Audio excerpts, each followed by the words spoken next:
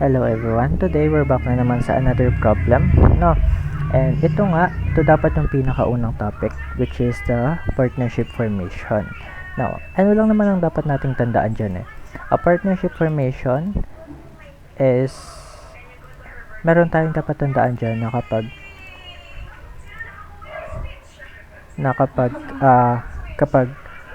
in an opening journal entry, if pareho yung nag-form ng partnership, pwede mo i-combine pwede mo pagsama yung contributions nila. Pero kapag magkaiba, hindi mo sila pwede ipagsama.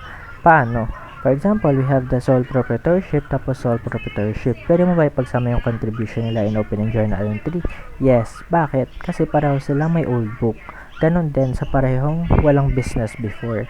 Paano naman kapag sole proprietorship tapos someone na walang business before, hindi mo sila pwede ipagsama sa journal entry.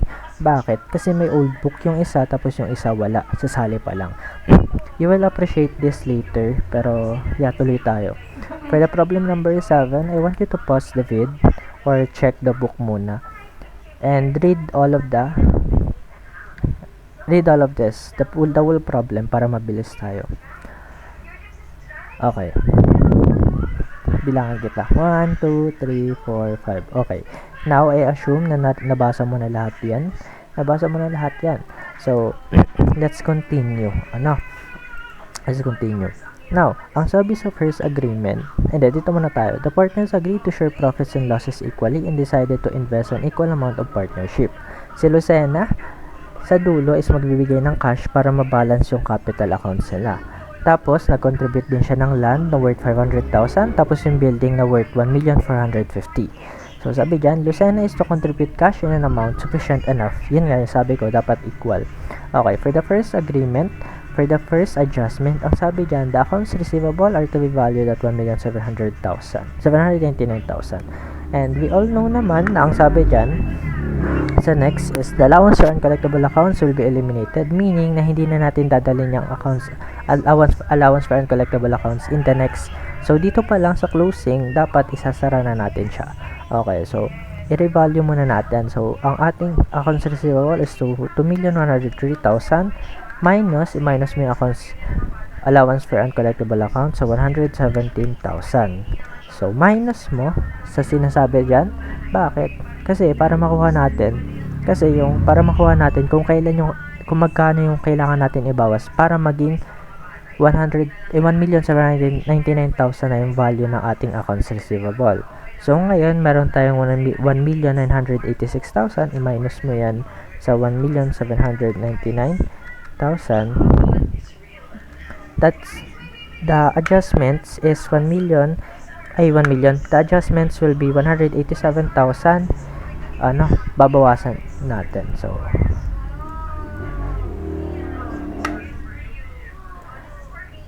okay, yan. So, Mulas capital, 187,000. Accounts receivable is 187,000. Kasi nga, di ba, nabawasan yung accounts receivable natin ng 187,000 para sumakto dito sa 1,799,000. Tapos, pag nabawasan yung accounts receivable, mababawasan naman yung Mulas capital. Okay, next adjustments. Next, we have inventory is to be decreased by 112,500. So, how much is the inventory? Yung inventory natin is 1,012,500. Wait lang, nagloloko yung 1,012,500. Or 1,012,500. Tapos, ang sabi dyan, inventory to be decreased by 112,000 minus 112,500. O, 900. Ay, actually, di mo na need mamaya mo na yan. So, ang sabi dyan, inventory, babawasan ng 112,500. Tapos, yung Mulas capital, syempre, automatic yan. Pag nabawasan asset, mababawasan yung capital. Next, the prepaid rent is for the warehouse used by Mulas. So, ibig sabihin, yung prepaid rent na nandito sa trial balance si Mulas, yan yung binabayaran niya nung sole proprietorship pa lang siya. So, yung building na yun yung pinaglalagay niya ng lahat ng kailangan niya. Then, sabi pa dyan, all merchandise will be transferred to Lucena's building. Yung building na i-contribute ni Lucena. No refund will be received on the unused rent paid in advance. So, Ibig sabihin na hindi na natin gagamitin yung warehouse na ginagamit ni Mules. Kasi nga, yung gagamitin na natin is yung building contribution ni Lucena. So, ibig sabihin, yung prepaid rent is magiging loss. So, asset to loss. So, yung prepaid rent, that's a loss of 29,250, and Mules capital, loss on asset, that's 29,250. Okay. Letter D. The store equipment has a fair market value of 300,000. Okay, wait. So, yung ating store equipment, as you can see here, ang sabi sa ating store equipment, ang nakalagay dyan is 390,000. Okay, so, tandaan natin, we have 390,000 for the store equipment minus yung accumulated depreciation, which is 97,500. So, bakit minus? Yung accumulated depreciation kasi, lagi mo yung binabawas. Kasi nga, dapat kapag nag-form kayo ng partnership, yung net value na yung ilalagay mo doon. Hindi mo na isasama yung accumulated depreciation. Okay? So, pag minus mo yan, accumulated depreciation, minus mo sa store equipment, ang book value ng ating store equipment is 292,500. Pero ang sabi dito sa letter D, all store equipment has a fair market value of 300,000. So, mas mataas o mas mababa? So, mas mababa. So, therefore, kailangan i-adjust natin, itaas natin. Since 292,000 nga, yung ating book value, tapos kailangan, yung fair market value is 300,000, i-adjust mo. So, therefore, yung ating store equipment, tataas siya ng 7,500. Tapos, yung Mules capital, tataas ng 7,500. Okay. So, tapos na tayo sa adjustment sa ating first step.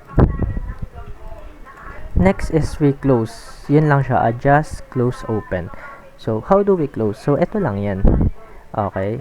Ay, ito pala. Sorry. Ito lang yan. So, isulat mo lang to lahat. Lahat ng nandito, ayan din yung isusulat mo dito. So, isa-isa natin. Accounts receivable. Ano yung normal account sa accounts receivable? Debit. Pero kasi nabawasan, so therefore, i-credit natin. Dito siya sa baba. Ang inventory, normal account, debit. Pero nabawasan, therefore, nasa credit siya sa closing. Next is prepaid rent. Ang prepaid rent, normal account is debit. Pero nabawasan, that's why nasa credit. Ang kay Mules capital, okay, ang gagawin mo dito kay Mules capital, kapag may parehong nag-exist, actually sa capital lang naman yun, lagi ka magsisimula sa tamang account nila. So, yung tamang account natin is nandito. Di ba yung normal account ng capital is nasa credit? So, that's 7,500. No, that's the normal account. Minus mo itong mga nasa debit. But ima-minus kasi nga, di ba, pag nasa debit yung capital, negative yun. So, therefore, we have the positive 7,500 from this minus 187,000 minus 112,500 minus 29,250. So, pag tinotal mo lahat yan, that should be 321,250 on debit. Therefore, ibig sabihin yan, minus. Ang ating store equipment, andito naman na. Uy, shit, ano to? Ang ating store equipment is 7,500. Okay, ang ating accounts receivable is nandyan na rin, 187,000. Then, ang ating inventory, 112,500. Then, ang ating prepaid rent is 29,250. So, ito na yan. So, tandaan mo lang na itong nasa closing entry, ito lang din yung ima-minus mo dito sa very trial balance or sa kung statement of the financial problem man, statement of financial ano man yan, or trial balance, i-minus mo lang yan sa given. So, unahin natin sa asset. So, yung cash, how much is the cash? 229. That's 129,500. Accounts receivable, 1,789,000. Bakit? Kasi dito sa old trial balance, we have the 2,103,000 minus 117,000. Tapos, i-minus mo pa tong 187,000 sa ating closing entry. That's 1,799,000. Next, inventory. How much is the inventory? Ang inventory sa ating book is 1,012,500. Pero, nabawasan ng 112,500. That's why, it's 900,000. Store equipment. How much is store equipment? 390,000 minus 97,500 for the accumulated depreciation. Tapos, dagdagan natin ng 7,500. That's 300,000. To make sure na tama to, tingnan nyo lang din sa requirements. Sa fair market value. Same naman yan. So, yung land, sabi nila, no, the land is worth 500,000, yung contribution ni Lucena, and the building was worth 1,450,000 ni Lucena. The notes payable will be, sabi sa letter E, all assets and liabilities are to be transferred at their book values. So, yung notes payable, that remains the same. Tapos, yung accounts payable remains the same. So, ipag-add nyo lang to. To get Mules capital, ipag-add nyo lang yung lahat. So, we have cash. Ito lang, yung kay Mules lang. That's 3,228,000. Tapos, ipag-add mo din to, yung nasa credit ni, Mules. Tapos, i-minus mo lang yan. As the debit minus credit, ang remaining dyan, or ang capital ni Mules is dapat 2,393,000. Okay, to make sure na pareho yan, dapat eto, check natin. Dapat mag-equal yung debit at credit nila. So, just to be sure. Ayun, same naman sila. Okay, there's no room for doubt. So, ang sabi dito, kunin naman natin, ang sabi kasi dito, Lucena is to contribute cash in an amount sufficient to make his capital account balance sumula. So, how much is the total of this? Okay, how much? So, ang total nito is 1,950,000. So, i-minus mo lang to. Magkano yung capital ni Mules? 2,393,000 minus yung contribution niya. So, therefore, ang kailangan niyang idagdag is 443,000. So, di ba pag kapag nag-journal entry, ang dagdag doon is that magkakaroon tayo ng cash on debit and then Lucena capital. Tama? Okay. So, yun. So, cash, 443. Alam niyo naman natin. 1, 2, 3.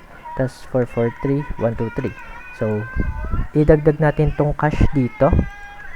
O pag pinag-plus mo yan, that should be 672,500. Tapos, so, di ba ito na yung contribution ni Lucena. To make sure na pareho yan, dapat ito, tapos ito. O yan. Ayun na. So, ibig sabihin, equal na yung capital nila. Okay. So, ito na yung adjustments. Ito yung journal entry ni Mules. Tapos, ito yung journal entry ni Lucena for the cash. So, normally, dito mo lang yan ilagay sa baba. Dito mo lang yan ilagay sa baba. Pero, may problem din tayo. Pero, kaya, let's not do that. So, yun.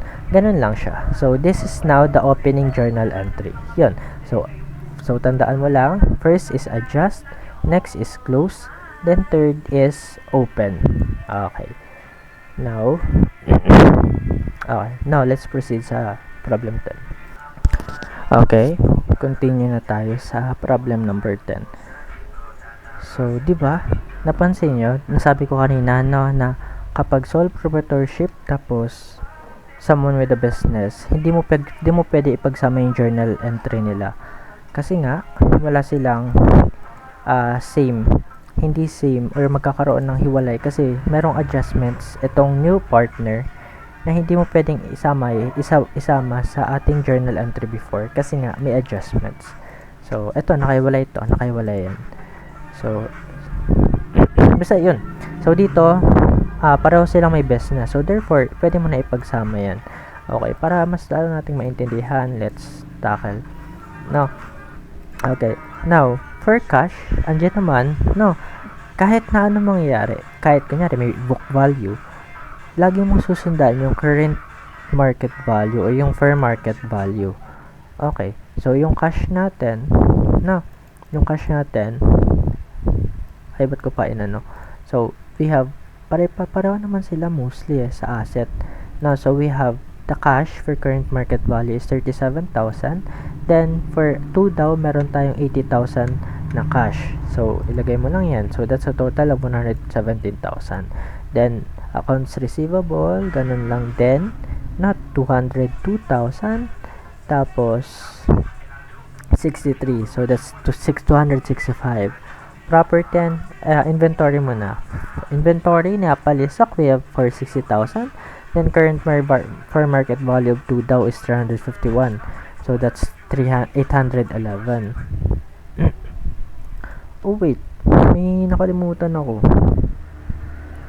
Ba't ko nakalimutan yun? Yung property and equipment. Ano ba yan? Okay. So, property and equipment. How much? Ipag-add mo lang. Now, yung property equipment ni Apalisok is yung current fair market value is 1,235,000. Then, yung current fair market value naman ng kay 2 daw is 574. So, that's a total of 1,809,000. Yun siya. Okay. Now, for the liabilities, actually, same naman sila. We have accounts. Ba't nandito to? Gagi. Sabi ko, parang nawawala. Tapos, nalagay ko pala sa credit. Okay, never mind. Huwag nyo pansinin yun. Okay. So, first, for the liabilities and equity, capital, we have the accounts payable. So, pag pinag-plus mo yung dalawa, now we have a total of 327,000. Ganun din, next is the accrued expense. Ang total is 36,000. Then next, we have notes payable. Ang total is 750,000. Ipag-plus-plus nyo lang, wala namang may ano dito. Then, Apaliso capital, how much? Then, after adjusting everything to the current market value, ang capital na ni Apalisok is 926,000. For ano naman, 2 daw, ang capital niya na is 963,000. See the difference? Kasi nag-ano na siya. Okay, so ito na yun. Ito na yung partnership formation natin. This is the opening journal entry. Now, ang hinihingi is the statement of financial position. So, ito lang naman din yun. Now, ang gagawin mo lang naman dyan is lipat mo lang lahat ng current asset, cash, accounts receivable, inventory. Okay, so how much? So, we have 117,000 ng cash, 265,000 inventory, then non-current. Alam naman natin kung ano yung non-current. The property and equipment, and that's a total of 1,809,000. So, yung total asset natin is 3,200,000. Okay, so liabilities naman. We have accounts payable, accrued expense, notes payable, Apaliso capital, 2 daw capital.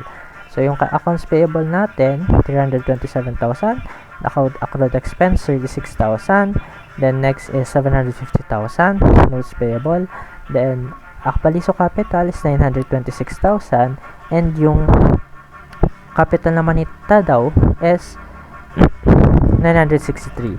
So, pag pinagsama mo yan, 3,200,000. So, pareho ang ating total assets sa total liabilities and equity. Therefore, ganun na siya. Madali lang siya. Ito na yung ating partnership formation. And, yun. Sana okay lang kayo sa ME. Charot. Okay. Yan na siya. Bye.